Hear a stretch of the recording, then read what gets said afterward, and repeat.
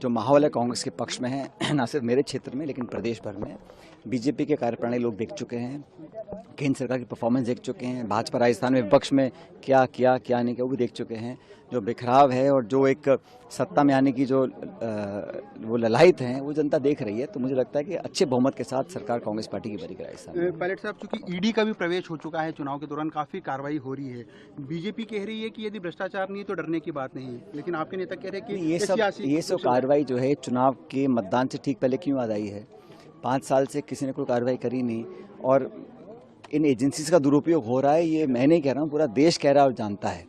बहरहाल वो केंद्र सरकार में है, वो कर सकते हैं, लेकिन मुझे लगता है पब्लिक इस बात को जान रही है कि जो चुनाव की हार की डर की वजह से इस प्रकार एजेंसी का दुरुपयोग हो रहा है।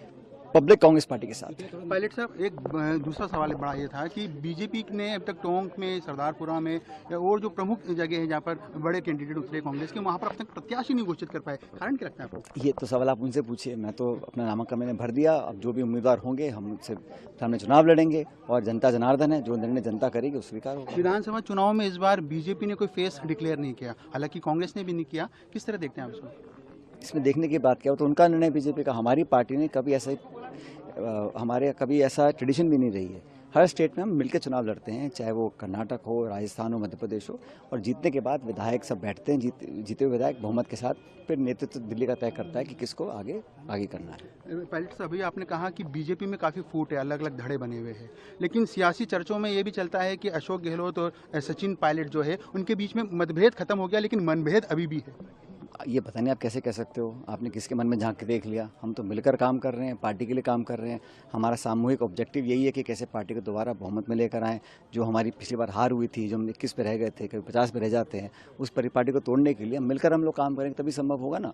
और ये जो है भारतीय जनता पार्टी के साथी जो बोलते हैं, तो उनको तो ये बोलना चाहिए हमारा 5 साल के लिए राजस्थान के लिए विजन है। वो तो सिर्फ धार्मिक मुद्दे, जज्बाती मुद्दों को लेकर सामने आते हैं।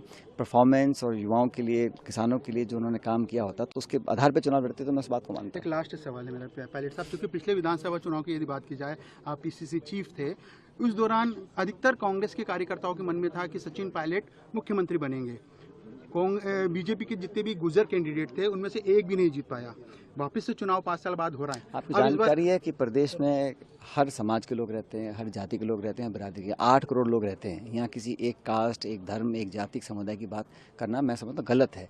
पार्टी की विचारधारा होती है और 2 संगठन है और जनता को तय करना है कौन सा संगठन बेहतर है। पिछली बार हमने मेहनत कर पार्टी को इस लायक बनाया कि सरकार हम लोग बनाने में कामयाब हुए। दोबारा हमारी वो कोशिश है। तो बीजेपी के तो आरोप लगाते रहेंगे, तो आप वो भाषा क्यों बोल रहे हो? आपको तो बोलना चाहिए कि 3 तारीख को परिणाम क्या आएगा, और मैं दावे से कह रहा हूँ कि परिणाम कांग्रेस के पक्ष में आएगा। लेकिन मैं पायलट साहब, मेरा सवाल अधूरा रह गया, पूरा नहीं करने दिया आपने।